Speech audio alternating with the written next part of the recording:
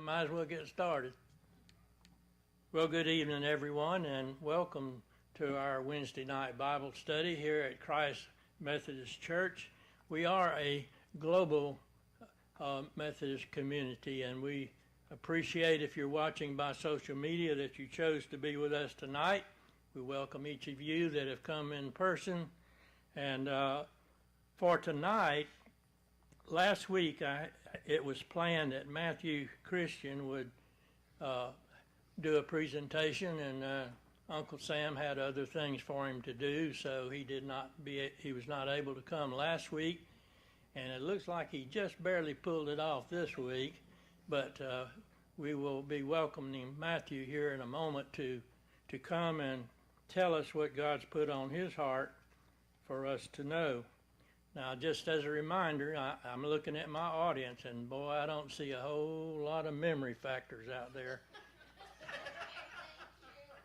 Just to remind you that last week, because Matthew wasn't here, I got started on a two-part series called The Women of Jesus Ministry. And, of course, we will finish that up next Wednesday night and come to some final conclusions. I promised you that there were some wow factors in there, and I'm going to deliver on that promise next Wednesday night. But in the meantime, let's open with prayer, and I'm going to ask Gary, would you pray for me, brother? Let's pray. Heavenly Father, we thank you for this time together tonight, Lord, to study your holy word. Please open our hearts and minds and ears, Lord, to hear what you are telling us tonight, Lord, in the scripture. We also put your love first, for love for one another and love for you, Lord. We thank you for loving us. Thank you for saving us from our sins. Give you thanks and praise. In Jesus' name we pray. Amen. Thank you so much. And now I want to let Brother Matthew Christian come and share with us what the Lord has told him to tell us.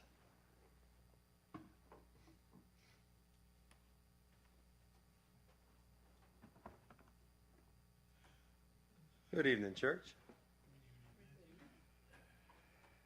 All right, so as I have kind of made it my tradition whenever I do these, this is only the fourth time I've been up here in front of y'all on a Wednesday night, and I believe I've done one Sunday night.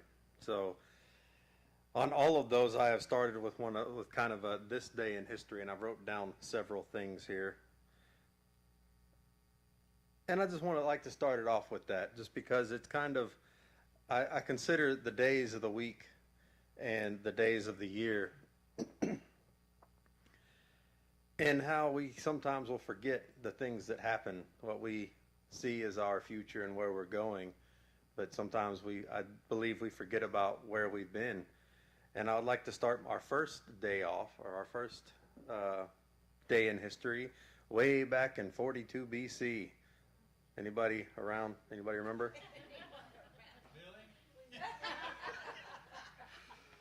That was the second battle of Philippi, where Brutus's army was defeated by the combined forces of Mark Antony and Octavian.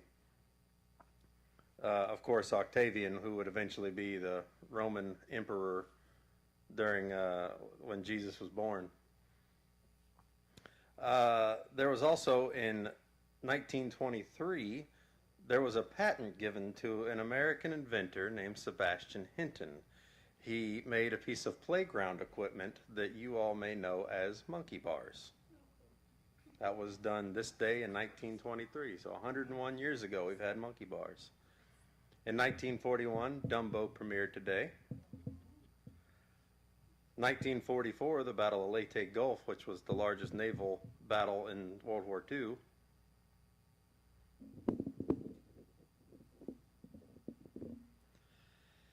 And of course, does anybody here have an iPhone? Couple of iPhone people? Not too many. Well, the first i product was introduced this day in 2001. It was the iPod. This was even before the iPhone. It wouldn't be released till November 1st, but today was the day that Apple actually introduced it. Oh, and in 1983 was also today is the day of when the U.S. Embassy in Beirut was bombed. So it's, to me, I feel it's very important that we remember kind of what happened in the past. And because one of those things tonight is I'm going to talk about something that happened in the past.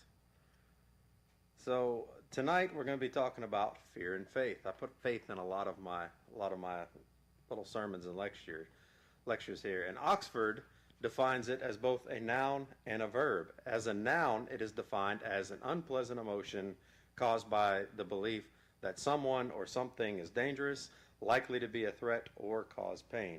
In its verb form, it is to be afraid of something or someone that would be dangerous, threatening, or would cause pain. So I kind of thought, the reason why I picked fear is because when Billy asked me, I told him that it would be, October I'd be able to get to it. And it made me think, October, it's, the spooky season with all the frights and the scaries and everything. So I thought it was kind of an appropriate topic to speak on tonight. And tonight I picked fear and faith. I wasn't just going to leave it at fear. I guess how we're going to tie that back into our Christian walk. In my past few lessons, my previous few that I've done, to me, they were more akin to sermons more than they were anything else. So instead of preaching tonight, I figured we would have one of those good old-fashioned Bible studies. Something a little more along the lines of, let's just talk about the events that happened in the Bible. So tonight our study will be coming from the book of Daniel, and I know that Billy has talked in this book a little bit lately, and Brother Tony has talked about this book a little bit lately. I remember that we have already talked about chapters 3 and chapter 4. Chapter 3 being the fiery furnace, and chapter 4 with the interpreting the dream. We have mentioned all of those recently right here in our church. But tonight we're going to be in Daniel chapter 3. I've got my own spin I was going to put on it, because we're going to do the whole chapter, all 30 verses, if y'all don't mind. So think back to a moment in your life where you were scared out of your mind. I mean, you were at peak fear. You thought that this was it, or something was bad was about to happen. It wasn't good in that particular moment, even if it was just for an instant.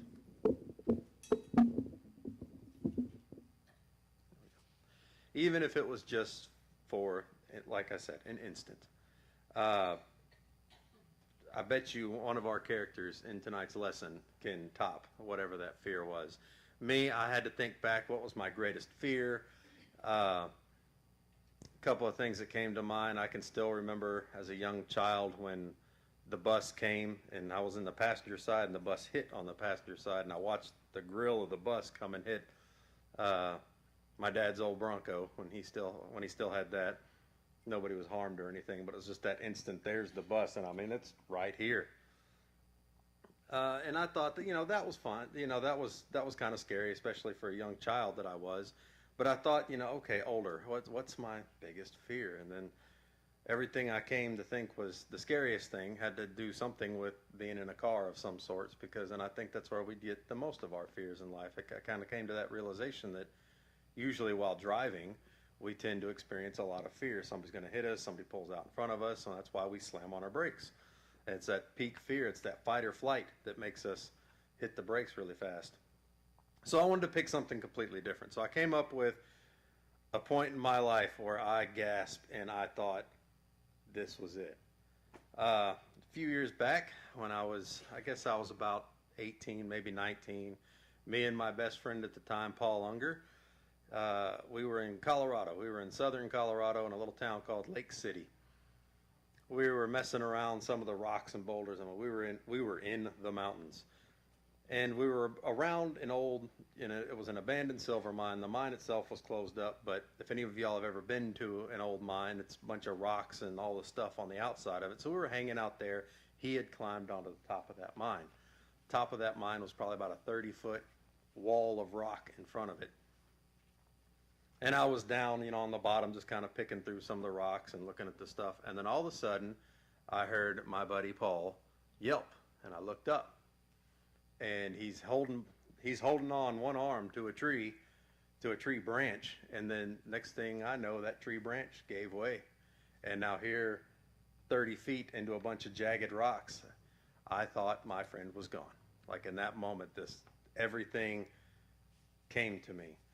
So I stood up very fast, and I stood up so fast I fell back and I gashed my hand on a jagged rock, and I was ready to go run over to him and help. I didn't even care about my hand. Before I could get there, he stood up like nothing happened and said, "Did you see that?" Like, yes, I saw that. I mean, to this day, just thinking about it, I'm getting red hot now thinking about just the feeling I felt just seeing him. Just that fear can take over you. But even that, I bet you one of our characters tonight can, in fact, top that story even, as far as fear is concerned. So I'm going to make a few assumptions tonight. So this is a Bible study, as I said, and we're going to go over chapter 3 of the book of Daniel. And the things I will assume are not in the good book, but I am sure that the things were either thought about, done, said, or something to that effect, something close to it. So I want you to keep me in line, Billy. If my what I think is going to be a little too far-fetched, you let me know. So, Daniel chapter 3 and verse 1, and our story goes like this. King Nebuchadnezzar made a gold statue, 90 feet tall and 9 feet wide, and set up on the plain of Dura in the province of Babylon. Now, Dura itself is about 3 miles south of the old city. It's where what was used to be called the river of Dura, where it rejoined the Euphrates River. So if you need to know where that is, you look up and you see in Iraq, it's about 40-ish miles south of Baghdad, or the ruins of old Babylon. And so it would have been about 3 miles south of that is where he built this big gold statue.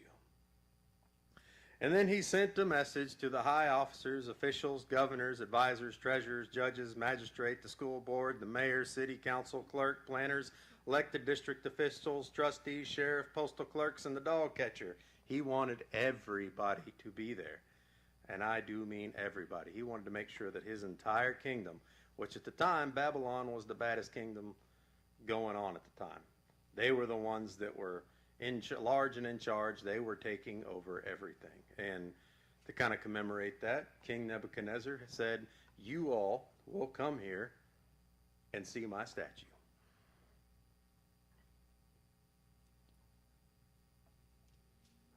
Sorry, I'm scrolling. So these officials came and they stood before the statue King Neb had set up. And a herald shouted out, "People of all races and nations and languages, listen to the king's command."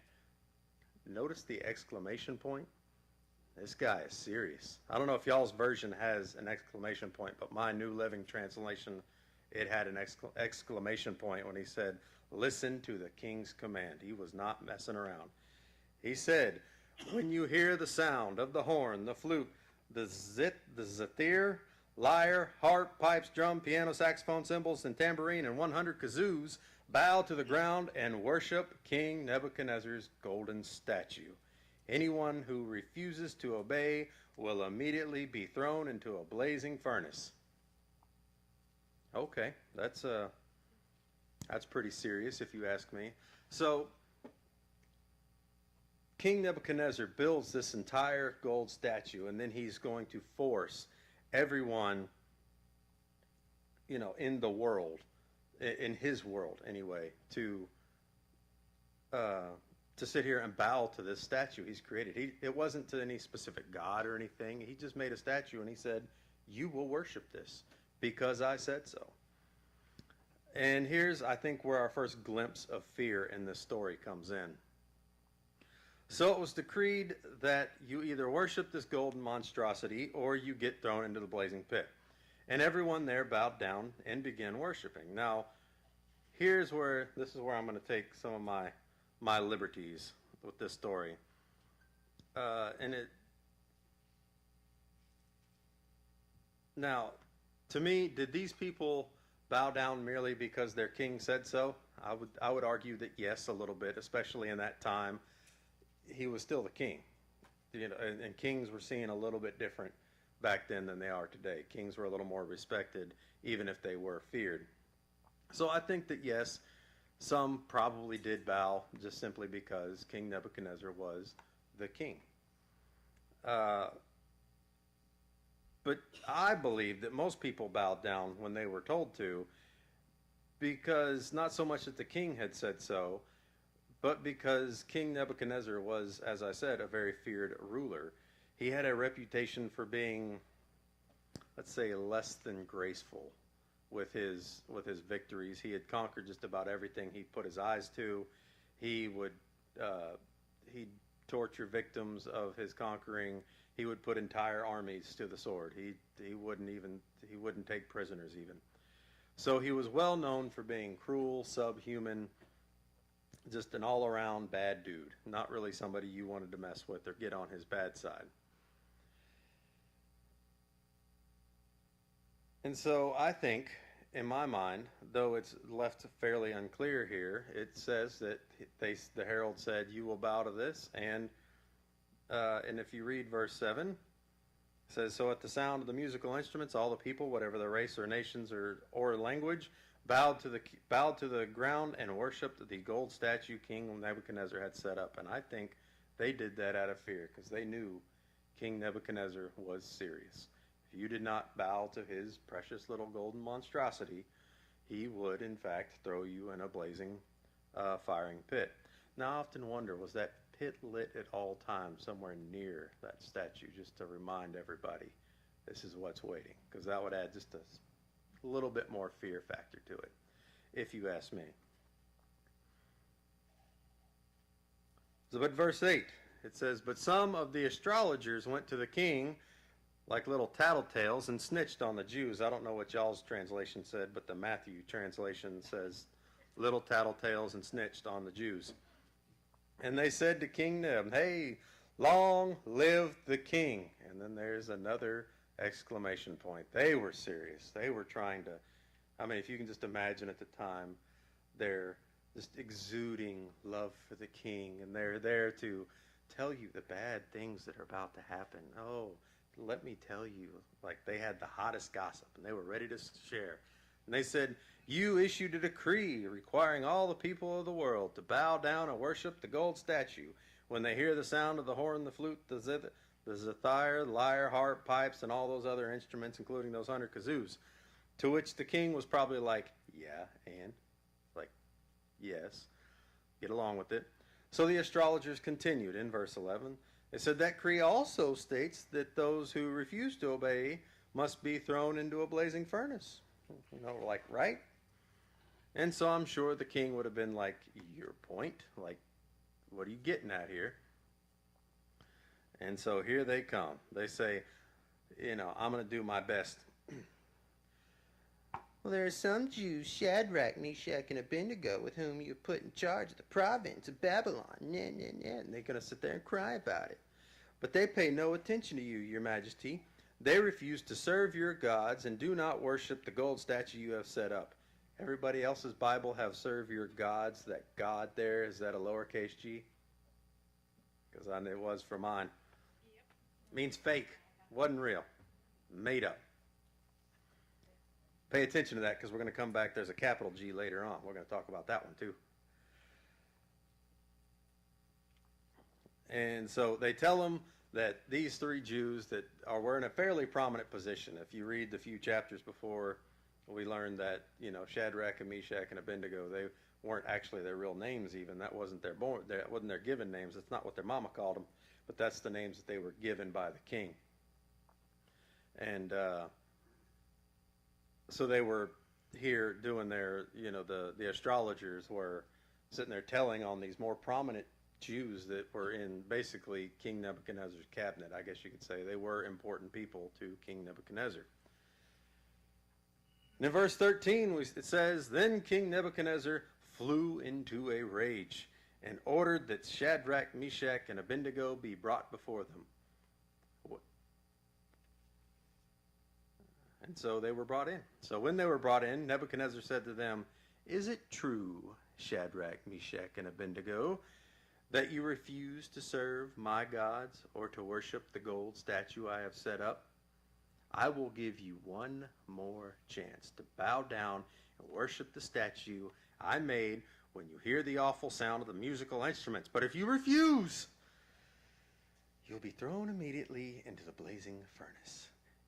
And then what God will be able to rescue you from my power. Notice the little case G God again, the lowercase. He didn't even believe that Shadrach, Meshach, and Abednego's gods even existed. But today, I believe he was going to learn.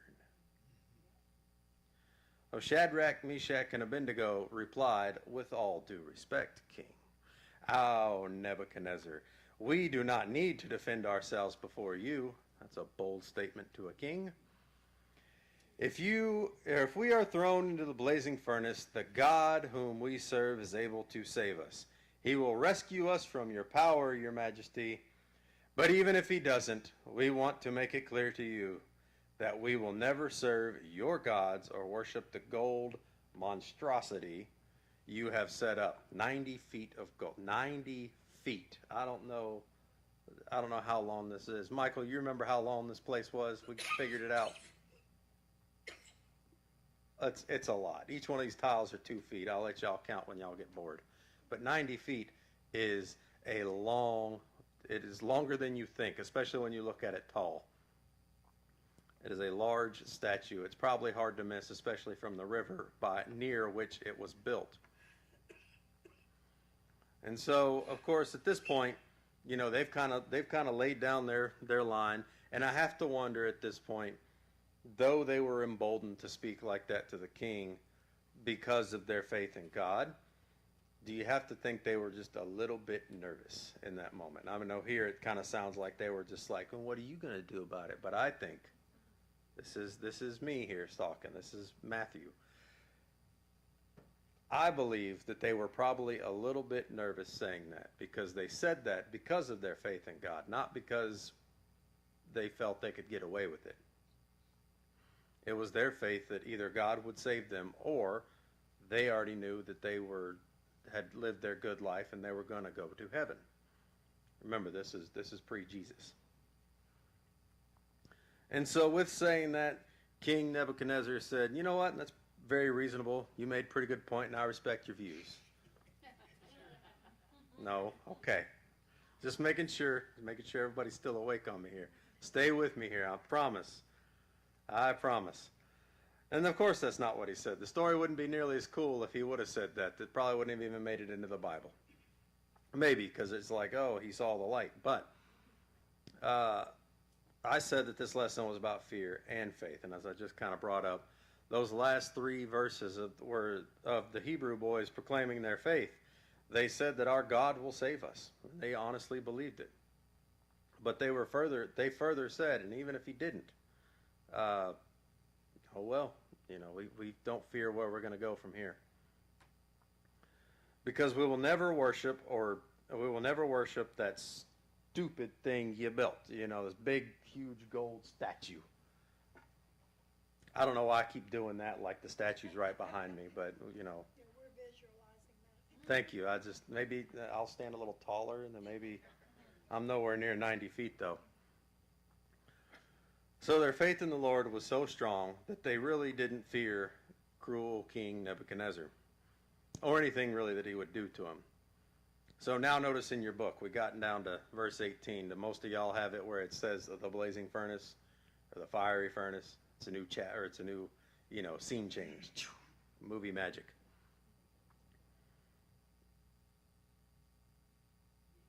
And then this is where I'm going to say that the fear is going to creep in again. So Nebuchadnezzar was so furious with Shadrach, Meshach, and Abednego that his face became distorted with rage. I don't know about any of y'all, or if any of y'all have ever had children and gotten to that point where you got incredibly angry and you were ready and you got all nice and mad and your face became distorted. I'm pretty sure that Nebuchadnezzar probably was at least that mad. He was pretty mad because he said that the end of verse 19, he commanded that the furnace be heated 7 times hotter than usual. I don't know what they used for temperature gauge back then, but I know that it was probably pretty hot. So the king, because the king did not just want these men dead. Oh no, he wanted them to cease to exist anymore. He wanted that fire hot enough that bones would burn, ash would burn, everything would burn. There'd be nothing left of Shadrach, Meshach, and Abednego, just to prove a point. He was past anger. He was into pure hatred for these three men. That's an almost liberties I'm taking there. I'm going to say he at that moment hated Shadrach, Meshach, and Abednego. And then he ordered some of the strongest men of his army to bind Shadrach, Meshach, and Abednego and throw them into the blazing furnace. Now, he says, or the book says, that he grabbed some of the strongest men of his army. Most of the stronger warriors in the armies back then, all the way up until really, I guess, more recent times, the strongest men. Now we got shooting competitions with the advent of guns, but they would, the strongest men of the army, they wanted to be known as the strongest man of the army. But even if you had just even played or competed in those sports to try to become the strongest man, you were still seen as a strong man in the army. A lot of times these guys were, they were warrior types. Let's leave it at that. And so to sit there and say, for King Neb to say, I want you strong guys over here to take these three and I want you to bind them up. I'm pretty sure that the conversation didn't go, all right, well, turn around. I got to tie your hands. And, Shadrach, Meshach, and Abednego, again, it wasn't said here. I think it was left unsaid because when it was written, it was probably just assumed. But I'm pretty sure that these three gentlemen were probably roughed up quite a bit. They were probably hit over the head and knocked down, knocked to the ground even to tie them up. Like I said, I'm taking some liberties here, but just done a little study into how warriors of the time worked. And so they tied them up and threw them into the furnace, fully dressed in their pants, turbans, robes, and other garments.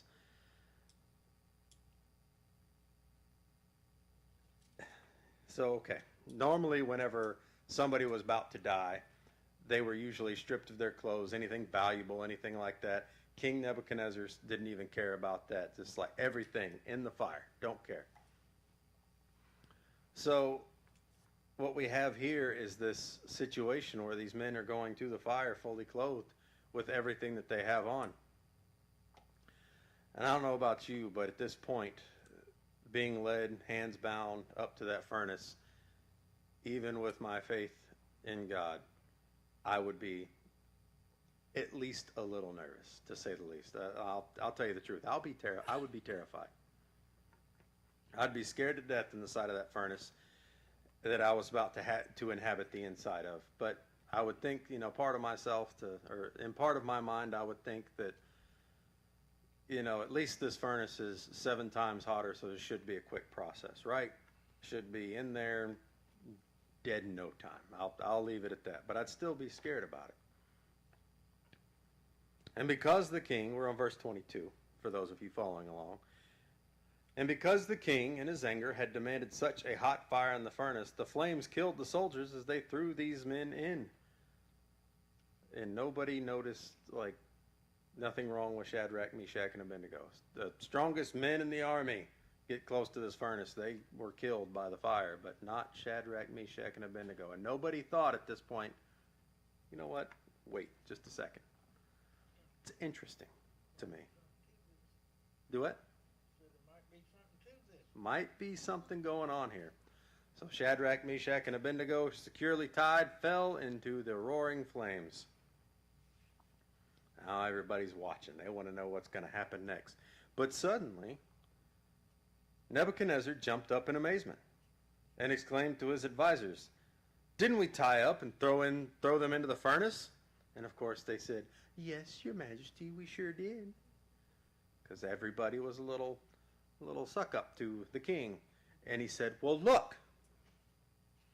He's like, "Then why do I see 4 men unbound walking around in the fire unharmed, and the 4th looks like a god?"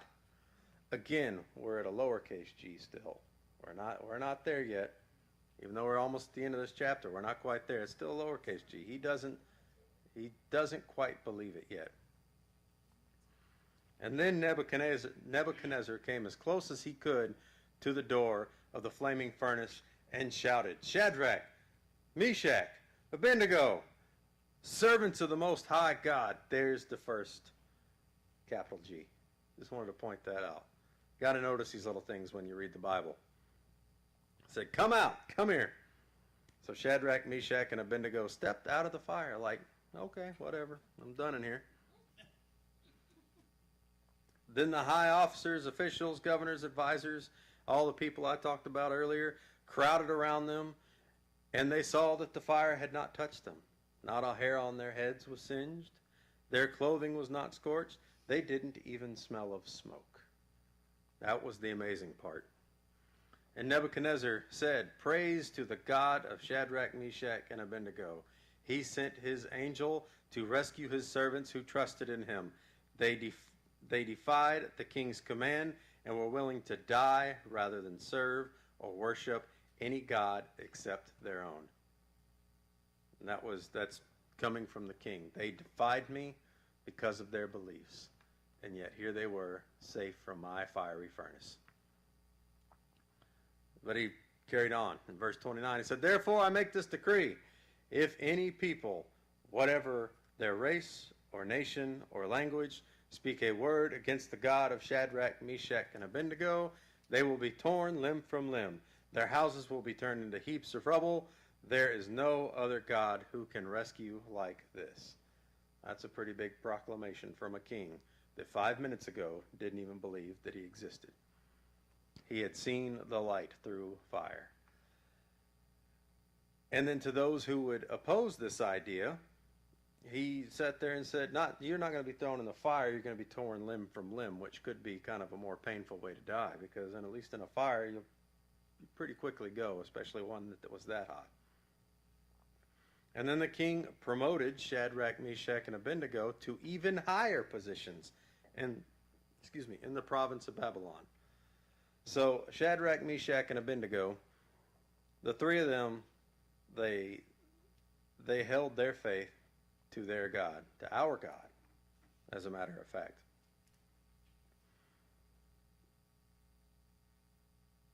And they faced the fear of the blazing furnace. Their faith in God is what caused God to come down and to protect the three men from these fires and be unharmed. Does anybody's translation say that an angel had come down? Or was it just left that there was 4 men in? Mine has angel. Yours has angel? Okay. Yeah, mine didn't say anything about angels or anything else. The New Living Translation, it just says that there was 4 men that came down. Or there was 4 men in the furnace.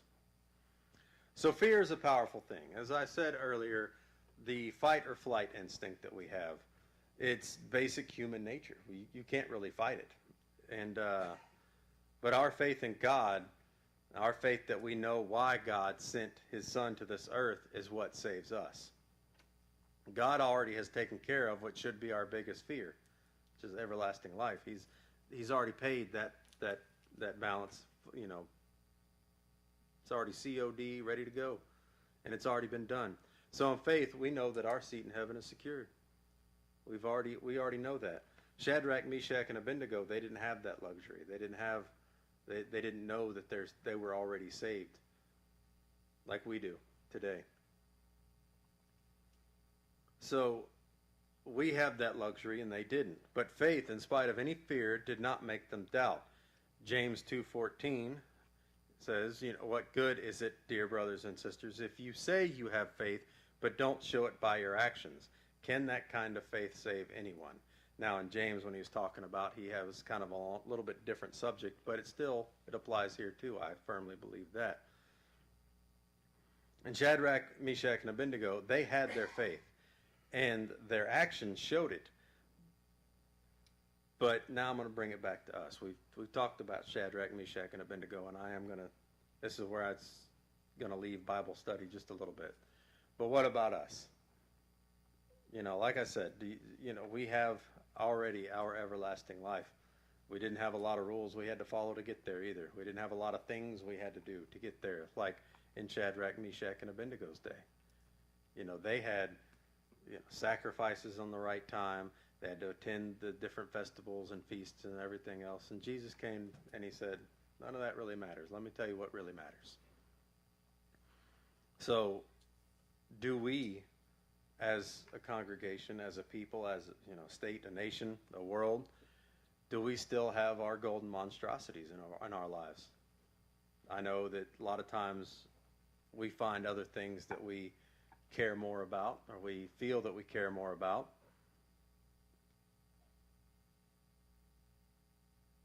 But it's just one of those things for me that if we've already, as I said, our debt has already been paid. Our everlasting life has already been guaranteed to us. We've all been baptized. We've all been, we've kept the faith, or we're keeping the faith into getting to our goal in heaven. So we've already been given eternal life. So what are the things that we would put in front of that?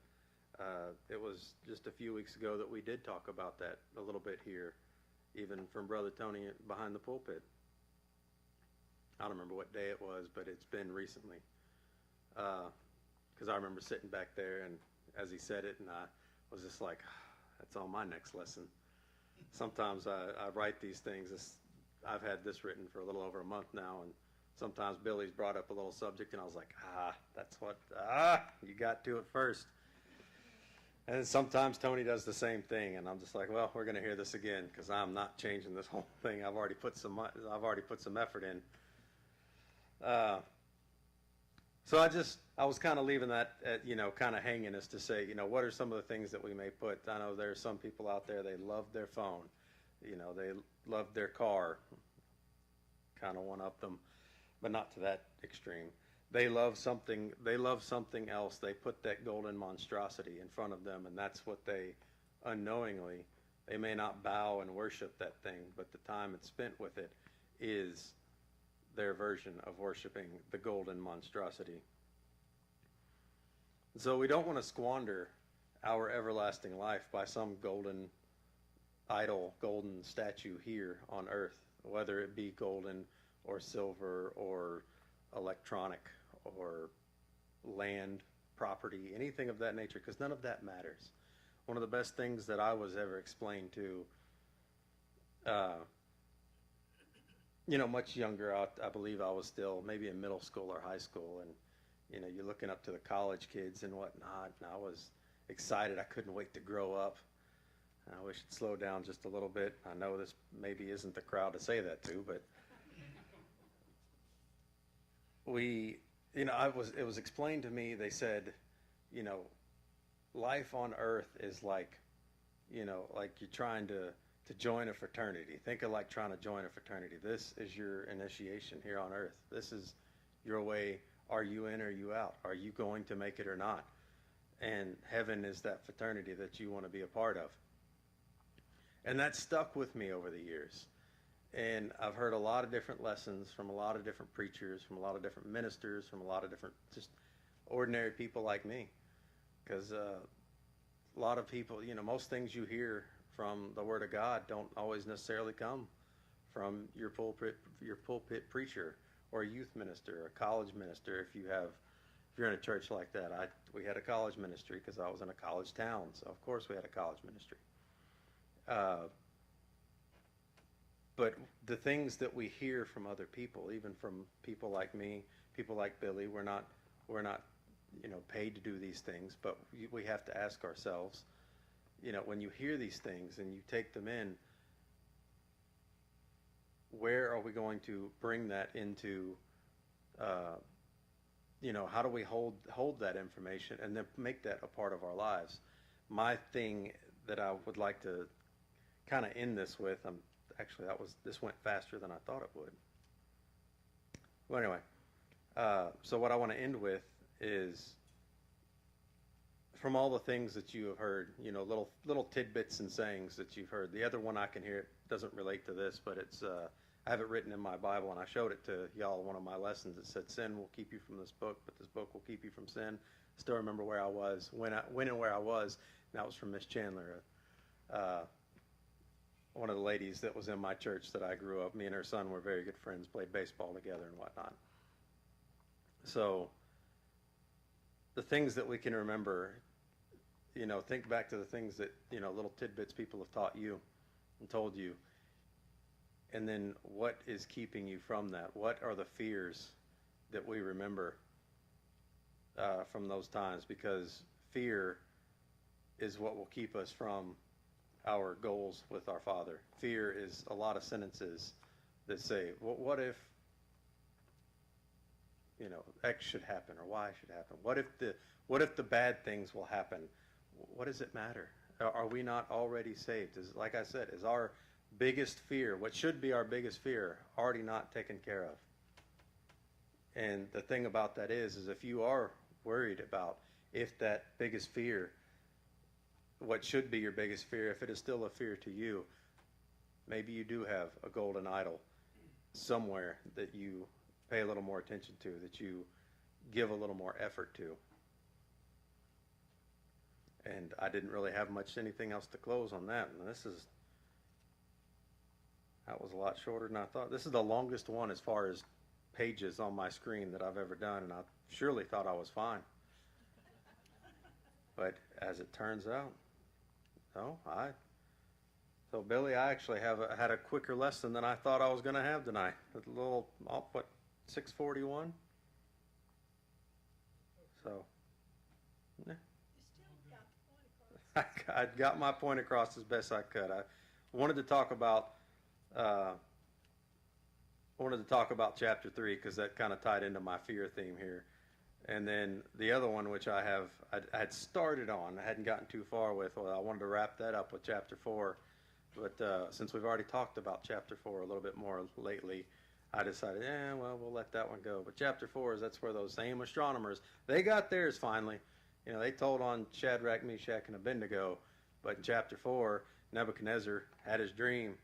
And so he went to his astrologers first. They're supposed to be the experts, right? And astrologers couldn't figure it out because he kind of gave them a riddle. He said, no, I'm not going to tell you what my dream is. You're going to figure out what my dream is so I know you're not lying to me or making something up. And so when his astrologers couldn't figure all that out, they got theirs in the end. It wasn't a fiery furnace, I don't believe.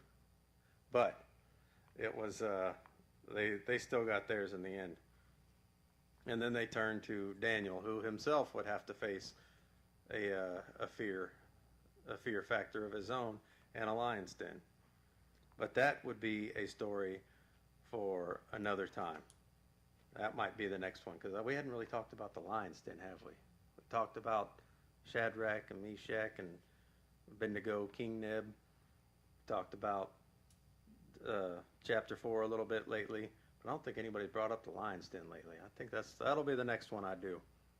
But not before Billy gets to do the second part of his sermon, which, by the way, I saw the first part online. So, unless there's anything else, Billy, would you like to come up and maybe kind of finalize this, put a period on it, and send us out? Thank you very much. Thank you, Billy. Well done, Matthew. As Matthew was speaking, my mind, and I'm sure like my mind was kind of spinning around. And I stopped to consider what the greatest fear that I'd ever faced. And my mind immediately went to one event, and it was in Vietnam. I was a courier. Do you know what a courier does? He carries documents from one place to another. I was stationed at a base north of Saigon called Long Binh. And we ran a message center and delivered letters just like we were mailmen. And we delivered the mail all over the place in that region. My unit was named United States Army Support Command Saigon. It had 1/3 of the responsibility for all of the logistics in the country. There were other support commands that took the central part and the northern part of Vietnam. But it all came under one command called First Logistical Command. And at that time, their headquarters was still in Saigon. And during that time in 67 and 68, the country was pretty much in control, and we were surrounded by so many combat troops. The area was pretty secure in the daytime, not so much at night. And so every night, some of us couriers had to take a satchel full of classified documents from Long Binh to 1st Logistical Command Headquarters in Saigon. There was one highway. It was 2-lane, about like Highway 90, maybe just a little wider, but not much, that ran between, well, it ran through the length of the whole country. It's called Highway 1A. During the daytime, it was like an anthill. Every size vehicle you ever saw was going up and down that highway. And being a courier, we were not allowed to be delayed, so we drove in the ditches more often than we did on the blacktop to keep going. We just could not stop. We had to deliver these documents on time. At night was a whole different story, because after dark, there was nobody out there that had your welfare in mind. The highway would be deserted, practically deserted. And we suited up. During the daytime, we just carried 45 automatic pistols as our sidearm. But at night, we suited up with a flak jacket, helmets,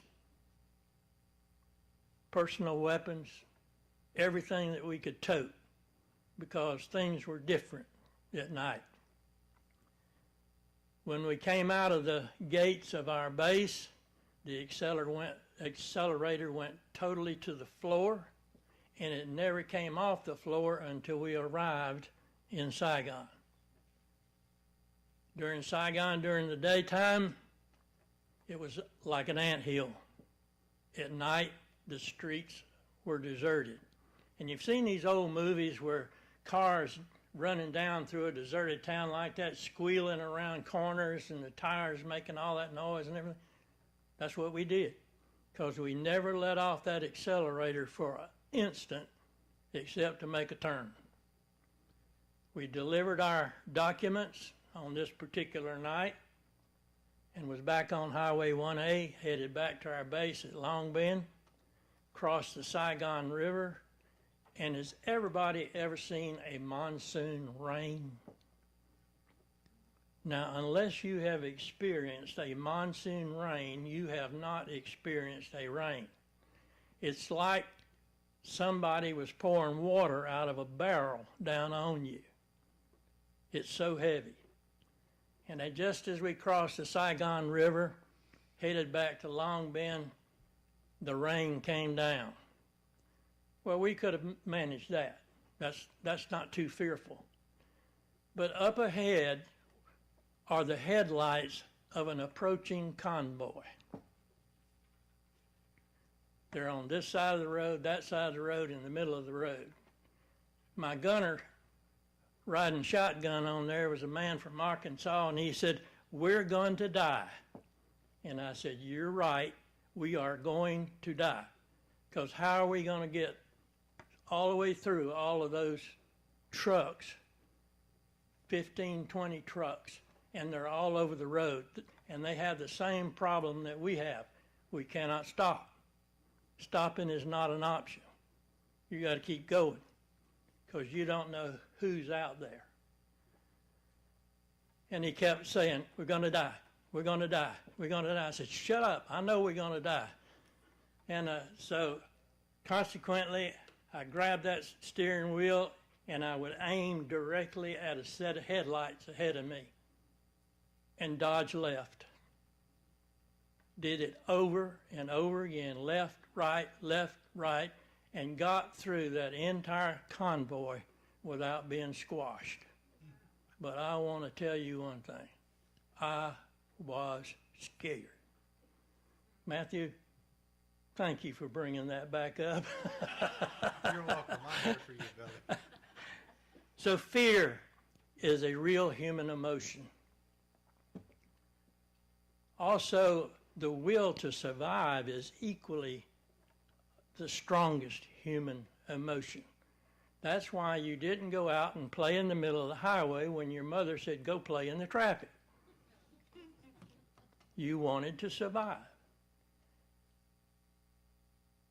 It is a human emotion for those men to stand there knowing they're about to be thrown into this fire.